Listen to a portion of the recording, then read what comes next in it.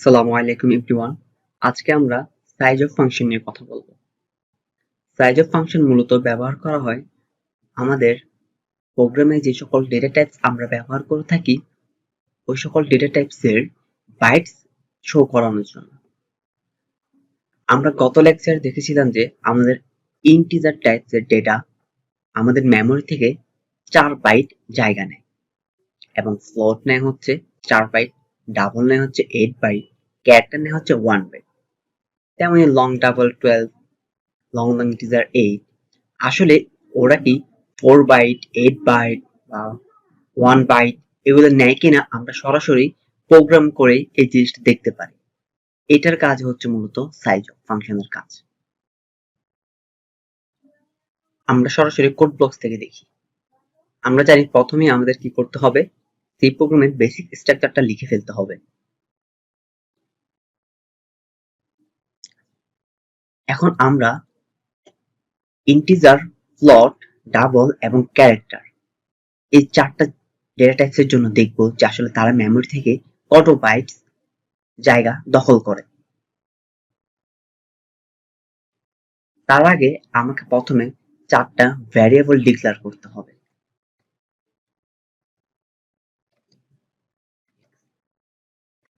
Integer of x, এই x ভ্যারিয়েবলের সাহায্যে আমরা দেখব যে ইন্টিজারটা কত বাইটস জায়গা নিচ্ছে। এরপর আরেকটা নিব হচ্ছে ক্যারেক্টার টাইপস এর জন্য, নাম হচ্ছে সি। ফ্লোটের জন্য নিলাম হচ্ছে ওয়াই এবং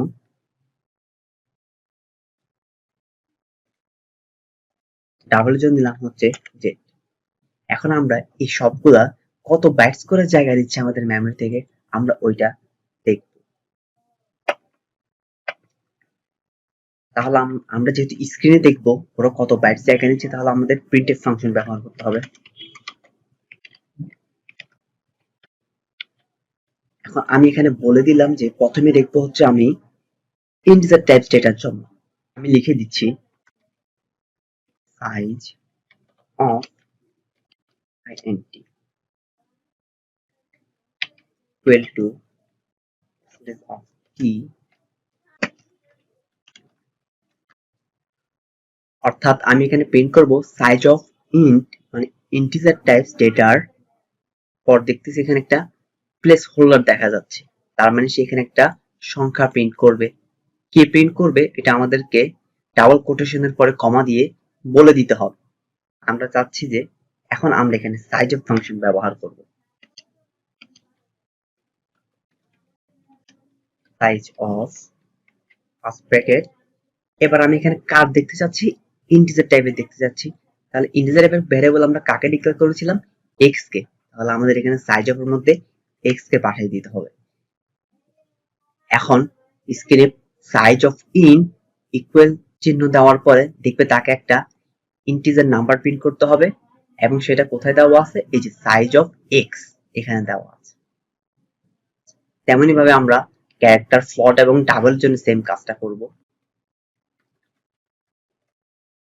আমি একটু চেঞ্জ করে দিচ্ছি এগুলা।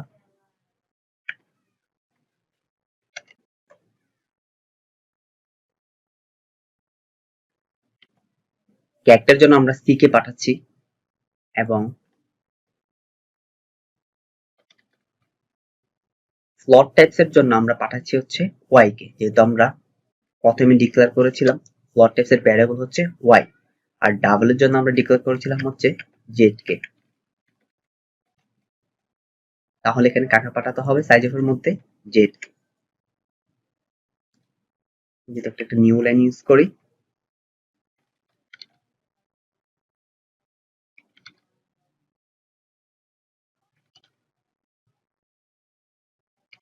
ওকে, তাহলে আমরা প্রোগ্রামটা রান করতে পারি। আমরা যদি প্রোগ্রামটা রান করি কি দেখা উচিত দেখি আমরা। আমাদের কম্পাইলার মানগুলো দেখাচ্ছে।